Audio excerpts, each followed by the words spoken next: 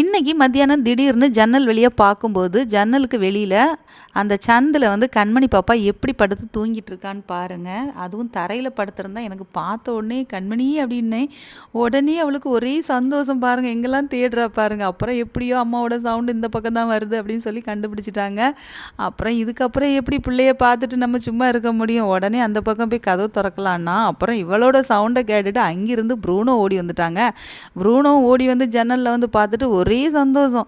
என்னோட குரலை கேட்ட உடனே 2 பேருக்கும் அவ்வளோ சந்தோஷம். அதில் கண்மணியை பாருங்கள், அந்த சந்தில் அவளால் சர்க்கஸே போட முடியல. ஆனாலும் ஒரே குஷியில் வந்து அண்ணா நானும் பார்க்குறேன்டா அப்படின்னு சொல்லணும். ப்ரூனோவுக்கு கோவம் வந்துருச்சு. ப்ரூனோ கொஞ்சம் அமைதியாரு, அம்மா கதவு திறப்பாங்கன்னு சொன்னானா. அதுக்கப்புறம் இந்த பக்கம் வந்து நானும் கதவு திறக்க இங்கே வந்தாச்சுன்னா அவங்களோட செருப்பு எடுத்து அந்த பக்கம் போட்டு வச்சிருக்கிறா. சரி இனிமேல் இதை செய்வியா அப்படின்னு சொல்லி கேட்டோன்னா அவளுக்கு ஒரே குஷி மோடில் வந்து அவள் அதை கண்டுக்கிடவே இல்லை பாருங்களா.